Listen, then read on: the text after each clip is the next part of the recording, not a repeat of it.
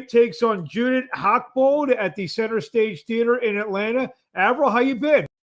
Good. How about you? I can't complain. Just another big show coming up this Saturday night. I know you were late getting an opponent, but you just got it. We're a few days out. And what are your thoughts going into this fight on Saturday in Atlanta?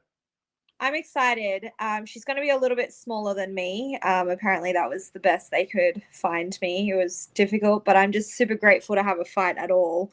And John Benanati, he's flying a girl in from Poland to fight me. So that's exciting, you know, when you get to fight someone from a different part of the world. And they, you know, every different part of the world has a different style. So hopefully this is something I haven't been exposed to before and I can learn a few things from her. 7-0-1 with 3 knockouts. You're making your 2022 debut. Your last fight you fought in Dubai. Talk about that experience. It was interesting with the time difference. I couldn't sleep until like 6 a.m. every day. And then so I was waking up at like 3 p.m., which was fine because at the time when I was getting in the ring, that's like the time when I'm getting in the gym for training in the morning usually. So that bit was fine. The bit that killed me was the weigh-in was at like 10 in the morning. So it felt like I was up at like 1 a.m. like the day before the fight, you know, but whatever. By the time I got in the ring, I felt great and it was all fine. And the opponent that I had, she was deceivingly, she didn't look that strong, but she was the hardest hitting opponent that I've ever faced. So after the first couple punches, I was like, oh shit, can't like get hit, you know what I mean? Like I didn't want to get hit and just sometimes you'll just take a few to give a few. Yeah. But not the case with this opponent. I was like, if I get hit with too many of these, then I'm going to be in trouble. So I had to, which I'd been working on anyway, be very evasive and get in, get out. But as such, I wasn't throwing many like combinations and stuff like that. It was a lot more pot shotting. The last couple of rounds, I figured out the timing and her style a little bit to sort of get in, get out on an angle, because she was also not throwing punches directly straight down the middle, that it was easy to find those angles either. It was a little bit coming from every direction sometimes. So yeah, the last couple of rounds I figured out where I needed to be able to get a few more than just 1 or 2 punches off. So yeah, it was a good lesson, that one. And I felt super relaxed the whole way through the fight from start to finish for the first time in a while or ever. So yeah, that was good. And she was undefeated. She was 2-0-1 coming into the fight. So that give you confidence. And like you said, when you got in there, she hit pretty hard. It give you confidence to go in and do that. You look like on the scorecards you won every round. So what did that do for your confidence? Yeah, I mean, I've been always wanting to fight better and better opponents. And when you beat someone that's good, then you're sort of like, okay, cool. Like I'm ready for the next challenge. So yeah, definitely. It was fun. It was a fun fight. Where do you feel you are in, your development? Obviously you've been a pro now for about 4 years. Where do you feel you are? Do you see and feel the improvement with each fight? For sure. And more so like with each training camp, I haven't had a fight since September, the one in Dubai, but I've been training pretty hard most of that time, so yeah, every few months of training that I'm like committed and all in, I really feel and see the difference. So I'm excited for this fight. We've been working on a few things that I really needed to fix, and I've been putting on good performances in sparring, so I'm pretty excited to show that in the fight. There's been a real, I feel, and you probably do too, a real uptick in women's boxing, especially since the Katie Taylor, Amanda Serrano fight. Other big fights with Clarissa Shields and Cameron against Kaylee Reese are going to happen. You're 7-0-1. You obviously you have a big following. From not only your boxing career but your modeling career as well. When do you feel? How many more is it a number of fights you feel that we start mentioning Avril Mathie in some of those big fights? I hope so. I want to fight Ebanie Bridges next. I want to get to that in a minute because that fight, you open up the door. So let's go there. Obviously, you're both bantamweights. She's a world champion, both from Australia, both have very big followings. That could be a real massive fight. I mean, is that something that I guess, since she's kind of exploded on the scene over the last year or so, that, I mean, talk about that and, what that would mean to you. Obviously, Australia, the whole 9 yards. Yeah. Yeah, that's a fight that really excites me, especially since she won her world title belt. But even before that, like, she's got a great personality, especially in the public eye. She's got a lot of personality, and so do I. And we're both not shy. So I think it would just be really fun, a good match of styles. Personally, I think beneficial for me. And it's just a fight that I'm excited to have. She tries really hard, and she brings a good fight. So that's the kind of fights that I want. Have you two? I mean, obvious question. Both being from Australia, you guys know each other a little bit at all, or no? We've never met, but we've talked on social media a bunch of times about fighting too. Like, we both want to fight each other. So yeah. And obviously, coming on the heels of what just happened in Australia over the weekend with George Kambosos and Haney, over 41,000 people there. There is a I guess an appetite for boxing in Australia when the proper thing, and I think obviously you two would probably shut down the country.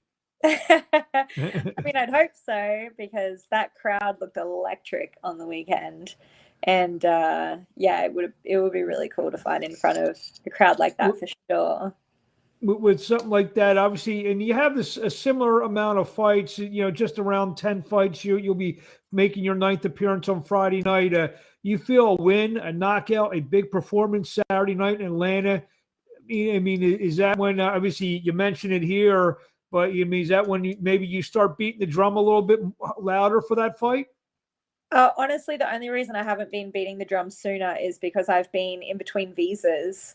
So I know that she fights a lot, not really in the US at all. She fights in the UK. And yeah, in fact, I think she just moved to the UK. So yeah, and then also where do I see a fight like between us happening? Either the UK or Australia would be most likely.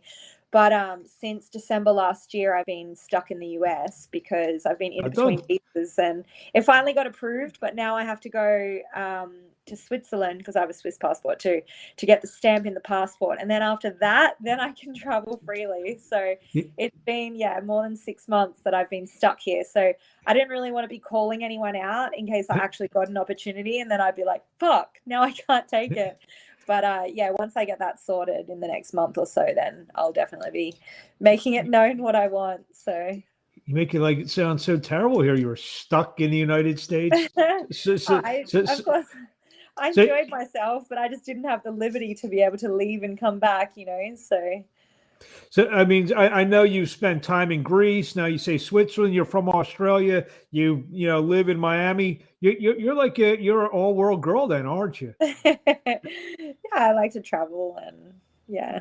But you basically set up your boxing camp in Miami in the United States for your last several fights. Is that correct? Yeah, I've got a really good coach and a good team as well.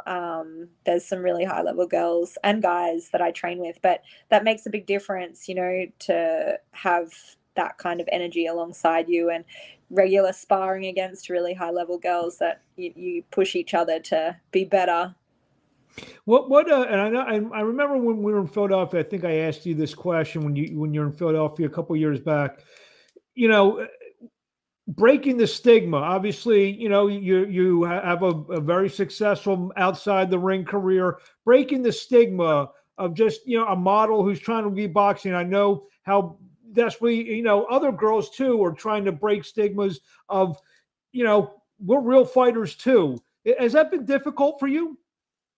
Honestly, I don't really care about stigmas and what other people think. As long as I get fights, that's all that matters. Like, I'm not doing this for anyone else or to impress anyone. Like, I'm doing it because there's something inside me that just wants to, and I get a thrill from it, and I love it. And the personal growth and the improvement from fight to fight, like, it really excites me, and it makes me feel like I'm achieving something worthwhile in life, at least to me anyway, So that's the reason I do this, and I couldn't care less about if other people see me as a model or a boxer or what they think, as long as I keep getting fights. So, and so far so good.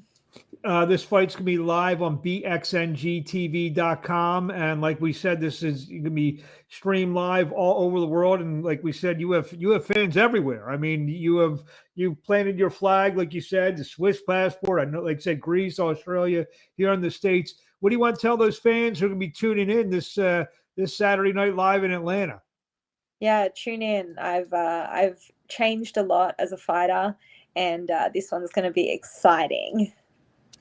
There you have it. It's also a terrific card. Former world champion Alfredo Angulo, undefeated fighters Rafael Akbagiori, Peter Dobson, Steve Gaffard, who just fought for the light heavyweight championship. I think there's about 12 or 13 fights that are going to be on the card, and it's going to be a bit. I mean, when you fight on a card like that with some big names, do you think about, you know what, I want to be the one that they remember come Sunday morning? Always. I always want to be fight of the night. You fought in Philadelphia. I don't think I've talked to you since then, but what was that? How'd you like that experience coming over here to Philadelphia?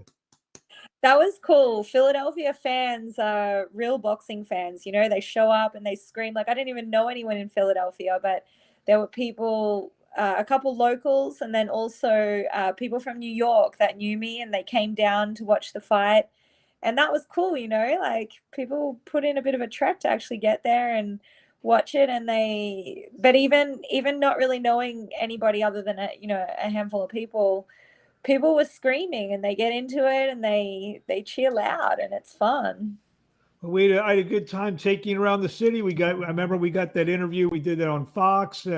So I don't know if that show's still on. I think once they had you on, that's all they needed. I think they closed that show down. Oh, so, funny.